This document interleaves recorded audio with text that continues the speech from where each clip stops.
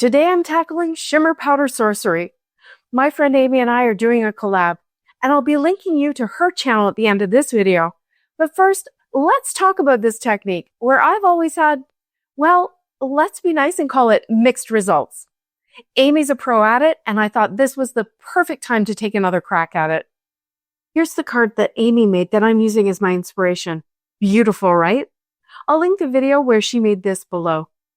Let's just quickly limes this baby. If you're new here, limes equals list, include, modify, exclude, and spin. And it's my little checklist to help you create your own inspired card without directly copying. It's perfect when you don't have the exact supplies used in the inspiration, or you just want to use the inspiration as a jumping off point. And I guess it's both of these for me. When I list or break down the elements of the inspiration, I group them as three things. I start with colors. Amy has used 3 colors of Nouveau shimmer powders, navy, maroon, and kind of a peachy pink, as well as gold and white. Then I look at the techniques. This is watercolor powders with a stencil along with some die cutting. And then next, I look at the elements. There's kind of a big swirly background that takes up the majority of the card, a heart, a gold die cut wish sentiment, and some pretty sequins.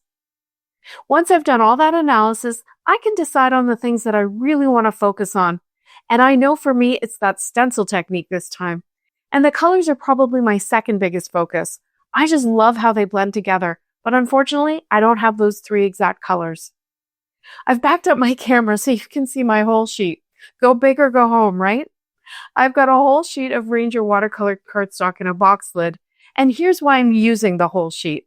This pretty stencil that has a somewhat similar swirly feel as Amy's is 8 by 10 inches. I've applied pixie spray to the back of it, and I let it sit for a minute to get tacky. I grabbed a clean brayer to help me really smush that stencil down onto the cardstock and make sure it's sticking. That's one of the important parts of this process. You want the holes in the stencils to really contain the water and color and not let anything get underneath. And here are the colors I've chosen. I'll list them in the description. These are Lindy's Magicals, and they also have shimmer built right in. I started by spritzing a bit of water down. I feel like this gives the powder something to grip onto right away and not get moved around as I'm tapping the next colors around. I put down 3 of my colors, trying to space them out.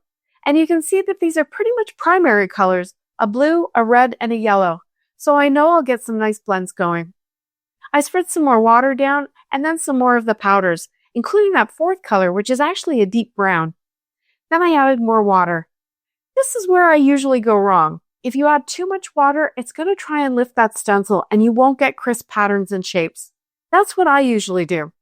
But if you add too little water, the powders won't dissolve and they'll end up just brushing off once the whole thing is dry. So it's really a bit of an experiment, and this time I was really trying not to add too much water. I used a brush to move the pigment around to get full coverage, and then I let it sit for a minute to really soak into the cardstock. I grabbed a paper towel to pick up some of the excess water, but I didn't want to pick up too much of the color, so I focused mostly on the edges. Then for the big reveal. Okay, that's not bad. Actually, it's pretty good in most parts, although there are a couple of overwatered areas. I picked up some of the excess water with a paper towel, and that cleaned it up a little bit. But look at those colors. There's lots of blends, but I can see some clear blues and pinks as well. I'm really happy with that. Now there's still all that color on the stencil, so I grabbed another piece of cardstock and I used the stencil like a stamp, putting the wet side down onto my cardstock before using my brayer to press it down. This gives a much softer, more blended print. I'm not in love with the bottom half, but that top half is pretty good. I tried again for a 3rd print, but there really wasn't enough left on the stencil. While I waited for those panels to dry, I thought I would create some matching cardstock. I tipped a bit of each color into a cheap plastic palette and I added some water. Then I used a brush to paint it onto a scrap of the same watercolor cardstock. I blended between the yellow and the pink to get more of a peachy color, and I can already see that that pure blue here is not anywhere in my stencil panel because of all the blending that went on. And the panel still wasn't dry, so I thought I'd take another shot at creating matching cardstock by sprinkling the powders onto the cardstock. No stencil this time, just spritzing them on and mixing them up and then letting them dry. Look how they bloom when you add the water. That never gets old. Again, I added more water and powder as I tried to fill it in and get good coverage, and I did add a little bit of that brown to just kind of deepen it up and make it match better. And once everything was finally dry, here's what I had. I was actually already a couple of steps ahead when I thought to take this photo. On the left is that solid piece with the powders. Isn't it gorgeous? Then underneath, my stenciled panel. On top, some hearts I cut from the peach and yellow parts of the painted panel, and 2 square panels from the second print of the stencil. And from all this, I made 11 cards that I think all work well as inspired cards from Amy's original. I used 2 stamp sets, 3 heart dies, and some homemade gold embellishments to finish all the cards. And I won't go into the detail of all the lines process for each one, or even all the finishing details. But if you want, you can pause and take a screenshot to see what I used, and if you need to, leave me a question in the comments and I'll help you out. I'm starting with the cards most like Amy's and then working down, using up all the scraps, and even that strip from the border of the panel in the very last card. I'll also show you which ones are my favorites.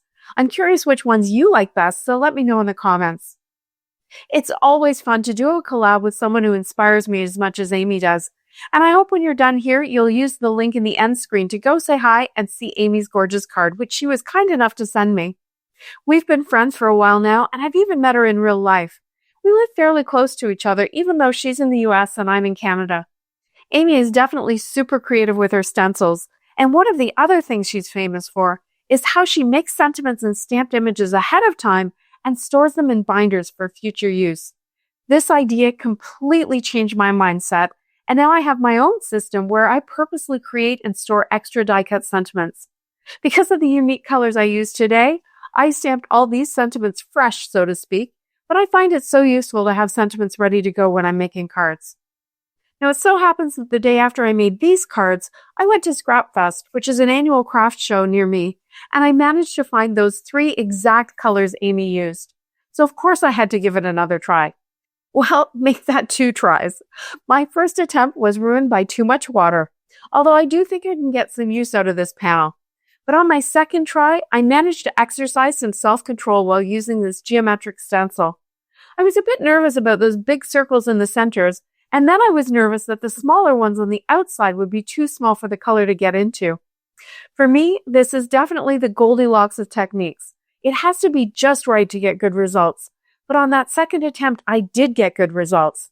Look at those amazing blends in the center and how the pigments kind of broke up into colors on the smaller areas. I haven't finished cards for these ones yet. So I'm thinking that the 3 keys to success with this technique are number 1, watercolor cardstock, so the pigment can soak in and reduce movement. 2, pixie spray and good adhesion between the stencil and the cardstock. And 3, this is the trickiest one, the right amount of water.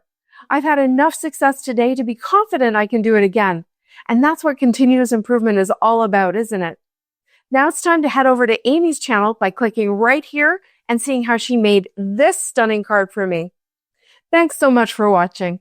See you next time.